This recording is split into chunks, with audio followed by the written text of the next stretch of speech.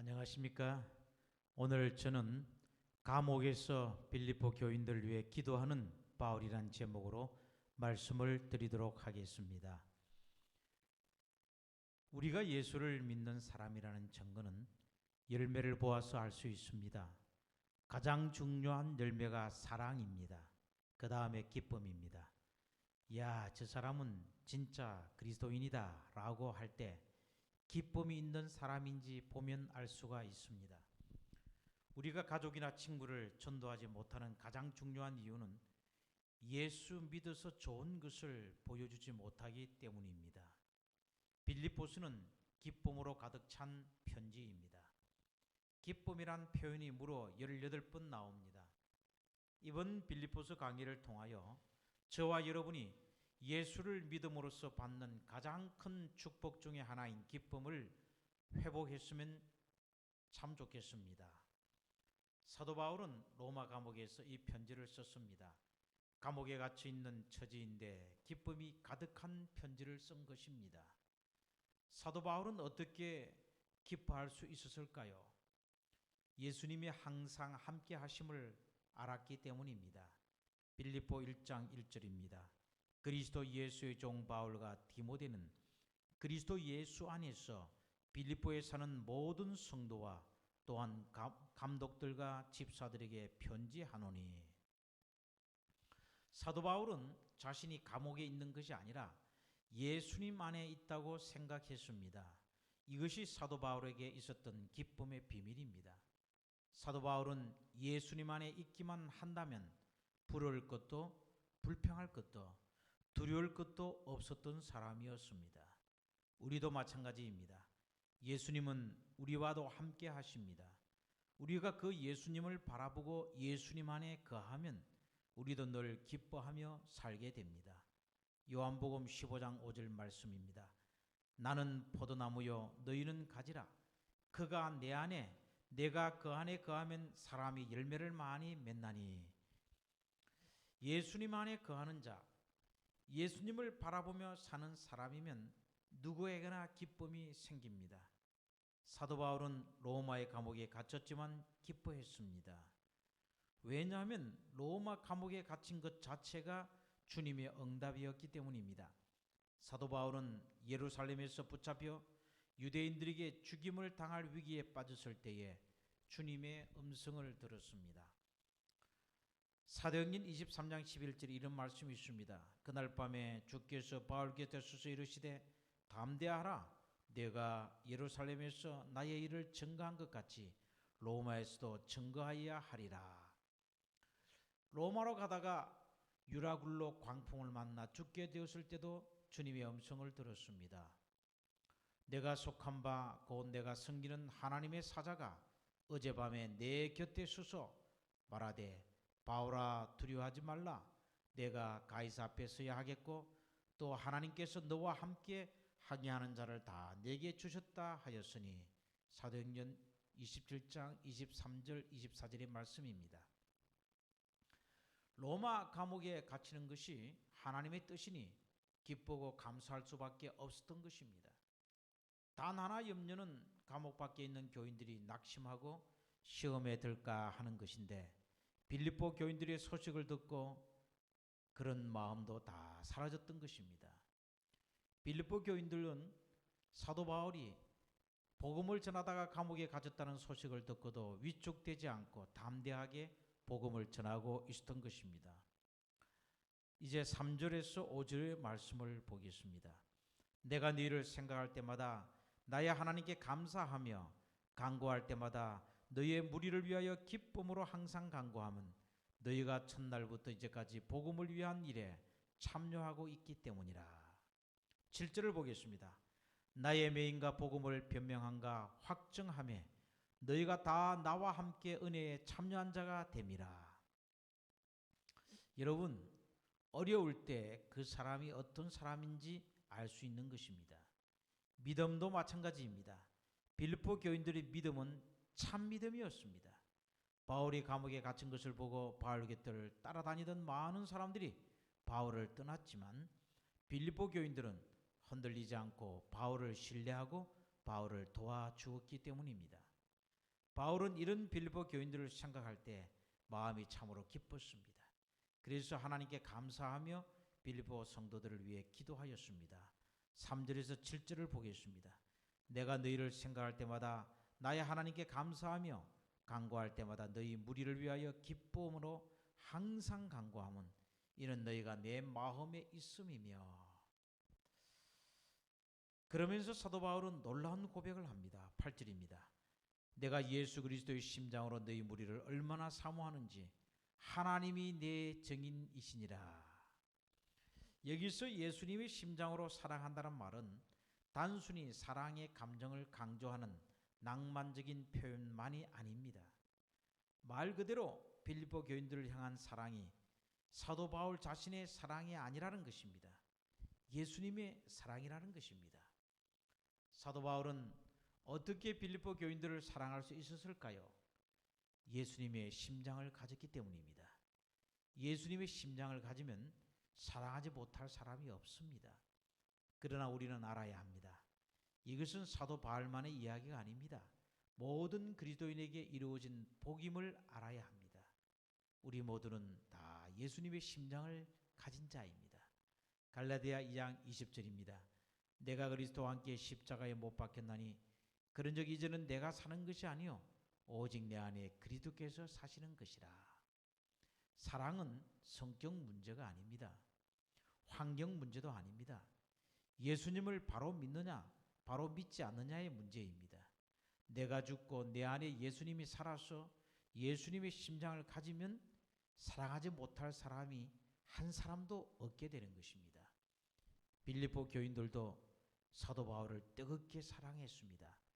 사도 바울이 데살로니가 지역으로 갔을 때에 빌립보 교인들은 선물을 많이 보냈고 고린도 지역으로 갔을 때도 정성을 담아서 선물들을 바울에게 보냈던 것입니다.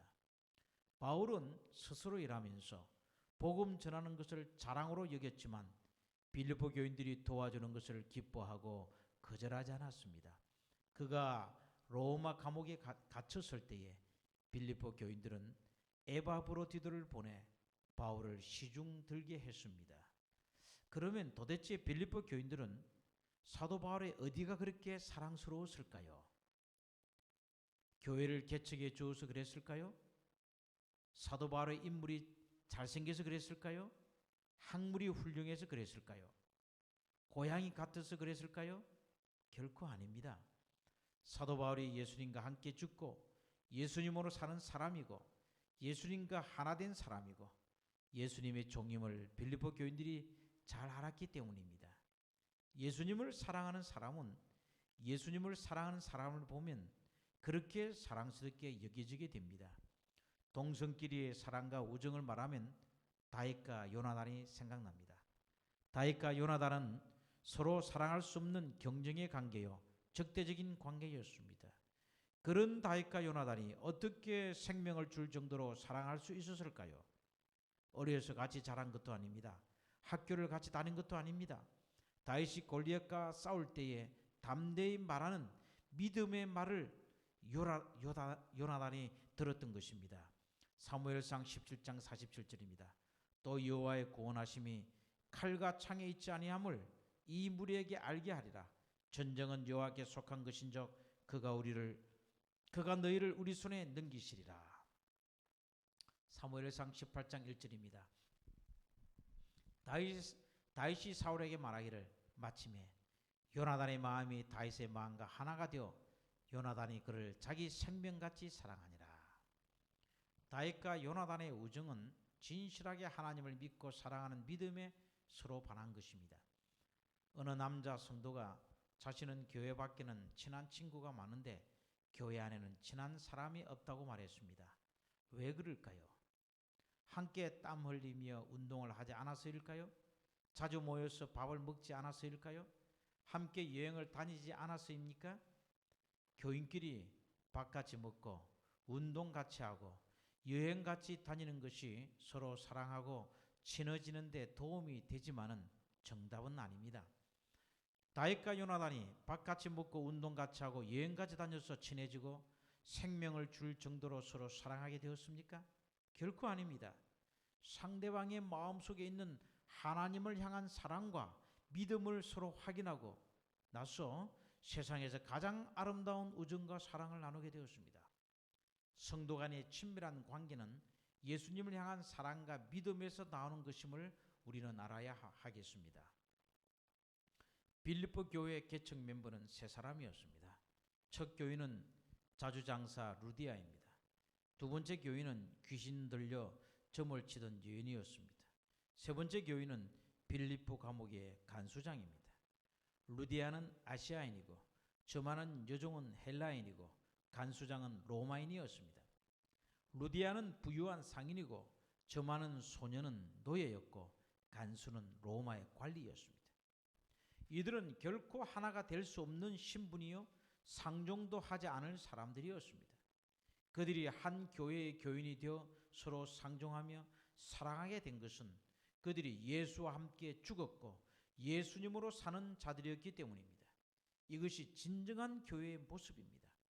갈라디아서 3장 28절에 너희는 유대인이나 헬라인이나 종이나 자주자나 남자나 여자 없이 다 그리스도 예수 안에서 하나이니라 라고 했습니다. 무엇이 성남중앙교회 교인으로서 우리를 하나 되게 합니까? 교회 건물입니까? 목사의 설교입니까? 제자 훈련입니까? 교인들이 친절했습니까? 교회를 오래 다녀서 서로 정이 들었기 때문입니까? 도대체 무엇이 생전 알지도 못했던 우리를 이처럼 하나 되게 하고 사랑하게 하는 것입니까? 십자가에서 우리 죄를 속하기에 죽으신 예수님, 부활 성천하여 하늘 지성소에서 우리를 위해 중보하시는 예수님, 성령으로 우리 안에 오셔서 우리와 함께 하시는 예수님, 우리의 구주 예수님에 대한 믿음과 사랑 때문입니다. 저는 예수님에 대한 거짓이 없는 사랑과 믿음을 가진 분을 만나면 너무 좋습니다. 한 번 만나도 평생 알던 사람처럼 친근감을 느낍니다. 서로 마음을 터놓고 이야기할 수 있습니다. 제게는 매우 친한 친구 한 사람이 있습니다. 제가 그 친구를 참으로 사랑하는 이유가 있습니다. 신학과 2학년을 같이 다녔어도 서로 친하지 않았습니다. 그 친구가 저보다 2개월 먼저 군대에 갔습니다. 친구는 집총 거부와 안식일 훈련 거부로 군사 재판에서 2년형을 받고 남한산성에 있는 육군 형무소에 갇히게 되었습니다. 제가 그 소식을 듣고는 1등병 달고 첫 휴가를 나와서 제일 먼저 달려간 곳이 남한산성 육군 형무소였습니다. 제 친구를 면회한 것입니다. 5분 동안 면회를 하는데 그 친구의 늠름한 모습과 믿음 있고 용기 있는 말과 태도에 깊은 감동을 받았습니다. 그 이후로 제 마음속에 그 친구를 깊이 사랑하는 마음이 생겼습니다. 그 친구와의 사랑과 우정은 40년이 넘었는데도 지금까지 지속되고 있습니다. 저는 그 친구를 보면 마음이 기쁩니다. 하나님께 감사합니다. 이런 사랑을 주고 받으며 사는 것이 우리를 기쁘게 하는 것입니다. 이것이 예수 믿는 큰 복인 것입니다. 여러분, 예수 믿고 기쁘게 사십니까? 예수님을 더욱 사랑하시고 그분을 시시때때로 바라보시기를 빕니다. 그러면 마음에 기쁨이 생기고 성도 간에 친밀한 유대감과 사랑이 샘솟게 됩니다. 사도 바울은 빌립보 교회를 너무나 사랑하기 때문에 감옥에 갇혀 있는 몸일지라도 그들을 위하여 기도하였습니다. 그는 빌립보 교회 성도들을 꼭 다시 만나고 싶어 했고 꼭 다시 함께 하기를 원했습니다. 빌립보 교회가 문제가 없어서 좋아한 것이 아닙니다. 빌립보 교회는 정말 문제가 많은 교회입니다. 어려운 교회였습니다. 그럼에도 불구하고 그런 빌립보 교회를 끝까지 온 마음으로 사랑했습니다. 남들에게는 손가락질 받고 문제가 많은 교회일지 모르지만 바울에게는 빌립보 교회는 정말 특별한 교회였습니다. 8절 말씀에 기록된 대로 사도 바울은 예수 그리스도의 심장으로 빌립보 교회를 사랑했습니다. 예수 그리스도께서 교회를 사랑하사 자기 전부를 내어주신 사랑의 마음과 같이 빌립보 교회를 사랑했습니다. 교회를 사랑하는 사람은 어떻게 합니까? 교회를 위해 기도합니다. 바울은 빌립보 교회를 위해 어떤 기도를 드렸습니까? 빌립보 1장 9절에서 11절을 읽겠습니다. 내가 기도하노라 너희 사랑을 지식과 모든 총명으로 점점 더 풍성하게 하사 너희로 지극히 선한 것을 분별하며 또 진실하여 허물 없이 그리스도의 날까지 이루고 예수 그리스도로 말미암아 의의 열매가 가득하여 하나님의 영광과 찬송이 되기를 원하노라. 자, 여러분, 바울은 빌립보 교인들을 위해 세 가지를 기도하였습니다. 첫째, 빌립보 교인들의 사랑이 지식으로 점점 더 풍성해지도록 기도했습니다. 두 번째, 총명하여 선한 것을 분별하고 진실된 삶을 살 수 있도록 기도했습니다. 세 번째, 의의 열매가 가득하여 하나님께 영광과 찬송을 돌리게 해달라고 기도했습니다. 자, 먼저 첫 번째 기도 제목을 보겠습니다. 사랑이 지식으로 더 풍성하게 되도록 기도했죠. 자, 9절을 보겠습니다. 내가 기도하노라 너희 사랑을 지식과 모든 총명으로 점점 더 풍성하게 하사. 우리는 사랑하는 대상이 있으면 그 사람에 대해서 더 잘 알고 싶어 합니다. 그런데 사실 그 사람에 대해서 더 잘 알면 알수록 우리는 실망할 때가 많습니다. 멀리서 보면 참 좋은 사람인 것 같았는데 가까이서 보니까 어떻습니까? 단점들이 너무 잘 보이는 거예요. 결혼하기 전에는 이 사람이 최고인 줄 알았는데 결혼하고 나서 더 가까이서 보니까 연애할 때는 안 보이던 단점들이 보이기 시작합니다. 우정도 마찬가지입니다. 처음에는 참 좋은 사람인 줄 알았는데 사귀다 보니까 가면 갈수록 그 사람에 대해서 알면 알수록 실망을 하곤 합니다. 그러나 반대로 훌륭한 인격을 가진 사람들은 알면 알수록 더 존경하게 되는 사람도 있습니다. 그러나 그 사람에 대해서 모르고 사랑하는 것이나 알고 미워하는 것들, 둘 다 진정한 사랑이 아닙니다. 진정한 사랑은 지식과 함께 깊어지는 사랑입니다. 하나님을 사랑하는 것도 감정적인 차원으로만 사랑하면 결코 사랑이 자라지 않습니다. 우리는 하나님을 아는 만큼 하나님을 사랑할 수 있습니다. 그렇기 때문에 하나님을 더욱 사랑하기 위해서는 하나님을 더 알아가야 합니다. 하나님을 아는 지식이 자라면 자랄수록 하나님을 향한 사랑도 더 풍성해집니다. 두 번째 기도 제목이 무엇이었죠? 총명으로 선한 것을 분별하여 진실된 삶을 살게 해달라고 기도하였습니다.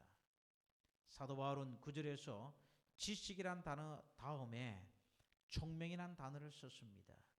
이것은 쉽게 말하면 분별력입니다. 사랑은 상대방이 무엇을 좋아하는지 무엇을 싫어하는지 아는 것입니다. 내가 막국수 좋아한다고 모든 사람도 막국수를 좋아하는 것은 아닙니다. 사랑은 내 기준이 아니라 상대방이 기준이 되어야 합니다.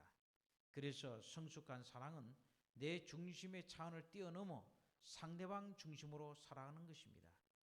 하나님에 대한 지식이 자라나면 하나님이 무엇을 좋아하시는지 하나님이 무엇을 싫어하시는지 그 분별력이 생기게 됩니다. 내가 원하는 방식으로 하나님을 사랑하는 것이 아니라 하나님이 원하시는 방법대로 주님을 사랑하는 것입니다. 하나님을 향한 사랑은 지식과 총명과 함께 자라갈 때에 더 풍성해집니다. 바울은 빌립보 교회에 이러한 사랑의 성숙이 있기를 간구했습니다. 10절을 읽겠습니다. 너희로 지극히 선한 것을 분별하며 또 진실하여 허물 없이 그리스도의 날까지 이르고. 여러분, 이 사도 바울은 빌립보 교회 성도들이 진실하게 살기를 원했습니다. 언뜻 보기에 진실하게 산다는 것은 쉬운 것처럼 보여도 매우 큰 용기를 필요로 합니다. 때로는 내 자신이 큰 손해를 봐야 할 각오도 해야 합니다. 고대에는 도자기 문화가 번성했습니다. 도자기는 두꺼운 것보다는 얇은 것이 더 값이 나갔습니다. 만들기가 어렵기 때문이죠. 근데 도자기를 얇게 만들면 불가마 속에 넣었을 때 그릇이 깨지거나 금이 가곤 했습니다. 그래서 얇은 도자기를 만드는 데는 상당히 오랜 시간이 걸렸습니다. 당시에 마음이 나쁜 부정직한 도자기 장수들은 금이 간 도자기에 덧칠을 해서 금이 간 것을 안 보이게 했습니다. 그러다 보니 금시간들은 도자기를 햇빛에 비춰보아 그릇이 온전한 것인지 불량품인지 판단을 했습니다. 햇빛 아래서는 미세한 금도 다 보였기 때문이죠. 부모가 교회에서는 존경받는데 가정에만 가면 전혀 다른 모습으로 살아가는 것을 보고 자녀들이 얼마나 큰 상처를 받는지 모릅니다. 집 밖에서는 여러 가지 가면을 쓰며 사람들을 속일 수 있지만 가까이 사는 가족들은 내 실체를 잘 압니다. 우리가 하나님의 눈은 속일 수 있을지 모릅니다. 그러나 하나님 앞에서는 미세한 거짓도 다 보이는 법입니다. 우리는 가정이나 교회나 사회나 어디에서나 누구와 함께 있든지 진실된 삶을 살기에 애쓰고 노력해야 합니다. 사도 바울은 이러한 성숙한 삶의 모습이 빌립보 교회에 있기를 원했습니다. 이러한 삶을 통해 궁극적으로 바울이 얻은 결과는 무엇이죠? 11절 말씀입니다. 예수 그리스도로 말미암아 의의 열매가 가득하여 하나님의 영광과 찬송이 되게 하시기를 구하노라. 의의 열매가 가득하여 하나님께 찬송과 영광이 되는 삶을 사는 것이 바울이 빌립보 교인들을 향해 기도한 세 번째 기도 제목입니다. 바울은 빌립보 교회가 의의 열매를 맺어서 하나님께 영광과 찬송을 돌리는 것을 가장 원하였습니다. 11절을 보면 열매가 그냥 맺어지지 않습니다. 그 앞에 예수 그리스도로 말미암아 의의 열매가 가득하다고 했습니다. 모든 신앙생활은 우리 스스로의 힘으로 할 수 없습니다. 매 순간 주님을 의지하고 주님을 붙들고 살아야 합니다. 바울은 빌립보 교회가 예수 그리스도로 인해 의의 열매를 맺어서 하나님께 영광과 찬송을 돌리는 교회가 되는 것을 꿈꾸고 계속해서 기도하였던 것입니다. 이제 말씀을 맺겠습니다. 빌립보 교회는 매우 연약한 교회였습니다. 문제가 많고 교회의 상황이 안팎으로 어려운 교회였습니다. 그러나 사도 바울은 예수 그리스도의 심장으로 빌립보 교회를 사랑했습니다. 그는 장차 이 교회가 더 굳건히 세워지기를 바라며 교회를 놓고 끊임없이 기도했습니다. 하나님은 어렵고 힘든 교회가 그냥 그대로 버려지는 것을 원하지 않으십니다. 성도들이 사랑과 지식 안에서 자라가고 진실한 삶의 모습으로 성숙하여 의의 열매를 가득 맺기를 원하십니다. 그러한 삶은 예수 그리스도 안에서 이루어질 수 있습니다. 사랑하는 성도 여러분, 바울이 빌립보 교회 성도들 위해 기도한 것처럼 우리도 교회를 위해 기도합시다.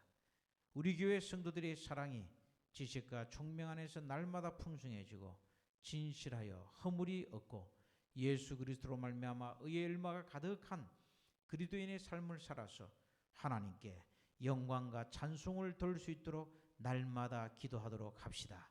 이런 성도가 가득한 교회를 꿈꾸며 바울처럼 날마다 기도하는 성도님들이 되시기를 간절히 바라면서 말씀을 마칩니다.